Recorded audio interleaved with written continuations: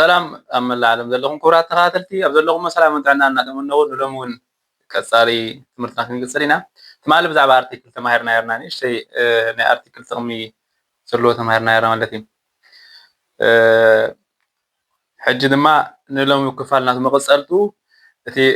ብዛዕባ ዴር ዝብል ክንቅፅልና ማለት እዩ ትትሪክ ኣተሓሓዛ ናይ ዴር ዝበሃል ኣርቲክል እንታይ ምዃኑ ቅድሚ ምናልባት ዘይርአናዮ ቪድዮ ዘይርአናዮ ተኣሊና ከድና ክንሪኦ ይምፅል ማለት እዩ እቲ ኣርቲክል ዴር ዲ ዳዝ ትበሃል ኣርቲክል ከም ዘሎ እዚ እቲ ሜንልሽ ባህሪ እዚ ከዓ እቲ ባይብልሽ ባህሪ እቲ ዳስ ከዓ እቲ ሴክልሽ ባህሪ ምዃኑ ተራዲእና ነርና ዲ ከዓ ፑላር ከም ዘሎ ማለት እዩ ንኣብነት ዴርማን እንተኢልናስ ዴር ማን ኢስት ኔት ተልናሲ ሰብኣይ ኣብዚ ኔት ናይስ ተልናስ ein Mann kein Nabzi ein Mann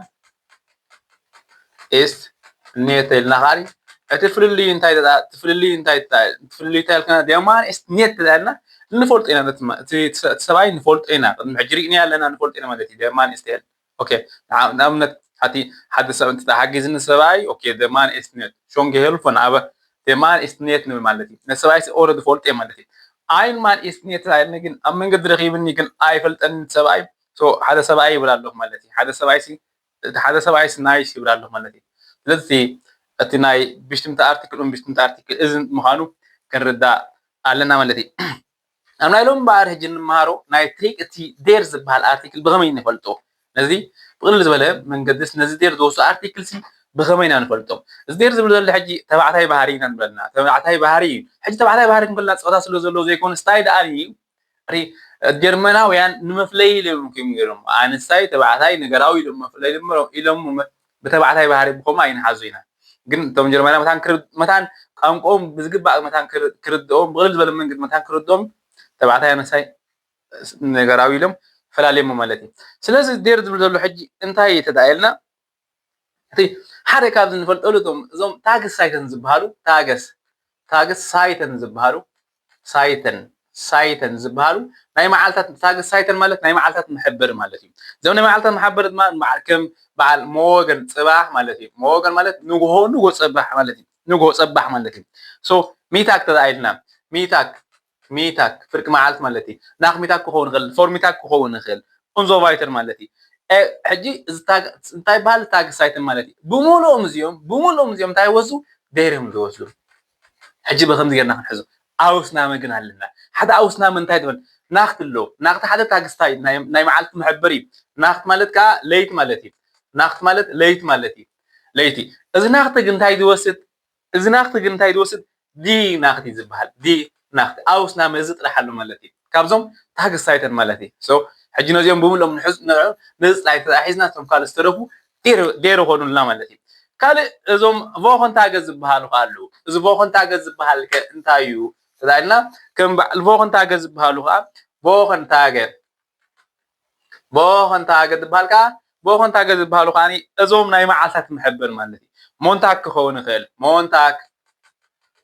ሞንታክ ዲኒስታክ ሚትቮክ ዶኖስታክ ናብሉ ፊራይታክ ዞንታክ እንዛምስታክ ናብሉ ማለት እዩ እዚ ኸዱ ከዓ ብምሉኦም እዚኦም እንታይ እዮም ዝወስዱ ዴርዮም ዝወስዱ ኣስተውዕሉ ሕጂ እውን ዴርዮም ዝወስዱ ካልእ እዞም ሞናተ ዝበሃሉ ከዓ ሞናተ ማለት ከዓ ኣዋርሕ ማለት እዩ እዞም ሞናተ ኣዋርሕ ከዓ ያማ ፌብሩዋሪ ብምሉኦም እዚኦም ከዓ እንታይ ይወስዱ ዴር ይወስዱ ብምሉኦም እዚኦም ከዓ እንታይ ይወስዱ ዴር ይወስዱ ያረስ ሳይተን ከዓ ዝበሃል ከዓ ያረስ ሳይተን ዝበሃል ከዓ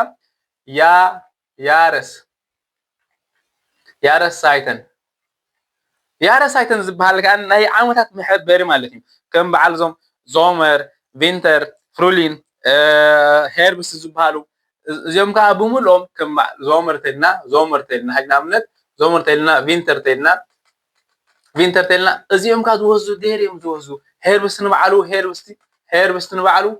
ዴር ዝወስድ ፍሩሊን ንበዓሉ ዴር እዩ ዝወስድ እዞም ከዓ እንታይ ይበሃሉ ከዓ ያረስ ሳይተን ከዓ በሃሉ እዚኦም ማለት እዩ ካልእ እዞም ሂመልስ ሬሽቲንገን ዝበሃሉ ከዓ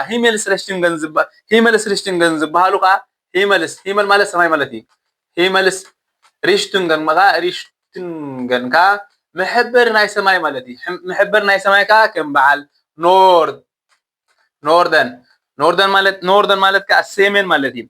እዞም ኣንጻር ናቱ ከዓ ዙደን زودن كاني دبوب مالتي فيستن تلنها فيستن أوسترن فيستن دوشلاند أوسترن دوشلاند كم نبل مالتي أوسترن كم مالتي أوسترن تدا كوين مبرق مالتي مبرق جرمن كم نبل مالتي إذا خالصا مبرق أفريقيا كم نبل مالتي إذا خان لك كان إذا خان تاي إذا خان معراب مالتي معراب مالتي سلازي إذا يوم كابون الأمتحان دوسو ديريم زوجتو كان فيتر نبعلو فيتر زبهال كنوتات اير مالتي فيتر مالت كنوتات اير مالتي وزم كنوتات اير كا كم بعد ريغن فيند ريغن مالت زنام مالتي فيند مالت نفاس مالتي نوبل مالت كا جمم نوبل مالت كا جمم مالتي شنين بعلو برد مالتي እዚኦም ብምሎም እዚኦም ካ እንታይ ይወስዱ እንተልናኻ ብምሎም እዚኦም እንታይ ይወስዱ እንተልናኻኒ ድሄርዮም ዝወስዱ ብምሎም እዚኦም ካ ድሄርዮም ዝወስዱ ኣውስናመ ካ ኣለና ኣውስናመ ግን ናቱ እንታይ እዩ ኣውስናመ ናይ እዚኦም ካ እንታይ ተል ዞነ ካ እንታይ ማለት እዩ ፀሓይ ማለት እዩ ዲ ዞነ ግን ዝበሃል ኣውስናመ ማለት እዩ ካብቶም ካልኦት ብምሎም ድሄር ክወስዱ እንከለዉ እዚ ግን ዲ ዞነ ካ እንብል ማለት እዩ ካልእ እዞም ኣውቶ ማርከን ዝበሃሉ ጅም ኣውቶ እንተኢልና ኣውቶ ማርከን ካ ናይ ኣውቶ ማርክ ማለት እዩ ናይ ኣውቶ ማርከን ካኒ ንኣብነት ፒካፕ ክንብል ንኽእል ኤልካብ ክንብል ንኽእል ፒካፕ ማለት ዓባይ ማንኪና ኤልካብ ማለት ሶሪ ንእሽተይ ማንኪና ኤልካብ ማለት ከዓ ዓባይ ማንኪና ኣውዲ ሜርሴድስ ቮልክስቫገን ሲያት እንዶ ብምሎም ቶም ማርክ ዝበሃሉ ከዓ ደይሮም ዝወዙ ብምሎም ቶም ኣውቶ ማርክን ብምሎም ማለት እዩ ቡስ ንባዕላ ማንኪና ንባዕላ ብምሎም ኣውስናመ ግን ኣውቶ ግን ዳስ ኣውቶ ኢና ንብል ኣውቶ ተኮይኑ ግን ዳስ ኣውቶ ንብል ማለት እዩ ካልእ ብምሎም ቶም ግን ደይር ኢና ንብል ማለት እዩ ካልእ እዞም ኣልኮል ካ ኣለዉ ኣልኮል ንባዕሉ ኣልኮል ካ ኣልኮል ካኒ ደይር ኣልኮል ንብል ደይር ኣልኮል ማለት ከዚኦም ዝስተ ማለት እዩ ዝስተዩ ካኒ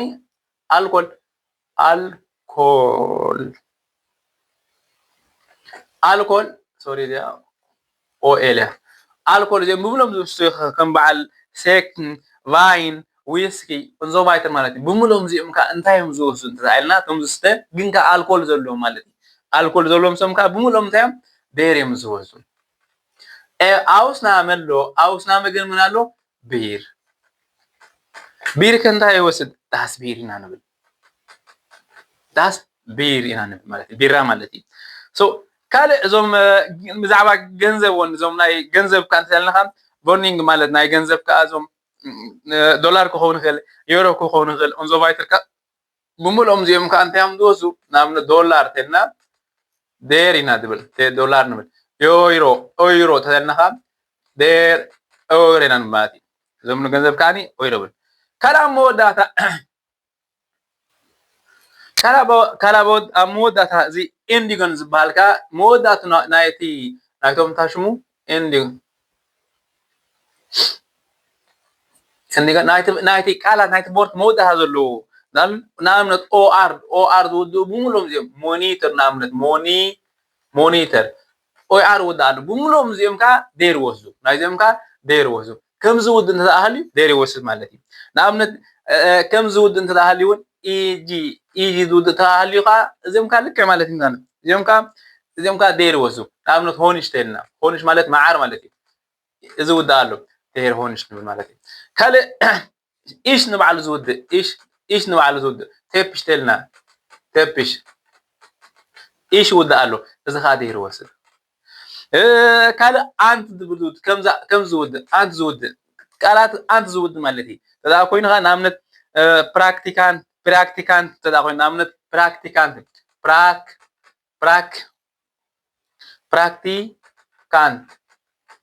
ሕጂ ኣንቲ ውዳእ ኣሎ ስለዚ ደይር ይወስድ ከም ዝውድኡ ካ ብምሎም ከምኡ ይወስድ ማለት እዩ ካልእ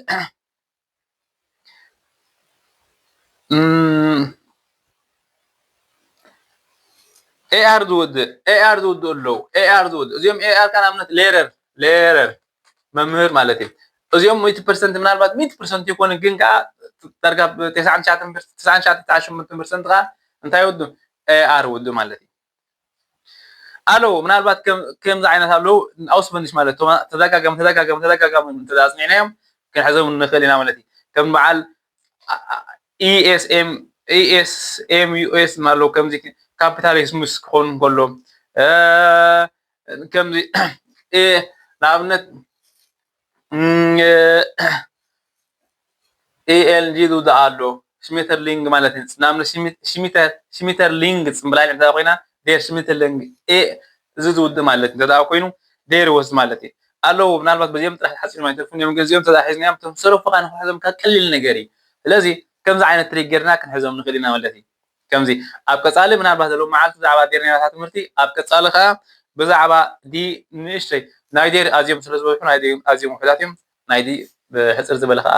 ግዜ ከይንዋሕና ክንሪኦ ኢና ብሰረፈ ግን ኣብ ዘለኹም ሰላምን ጥዕናን ይምነ ዝኾነ ሕቶ እንተሃልዩና ግን ትካንሱ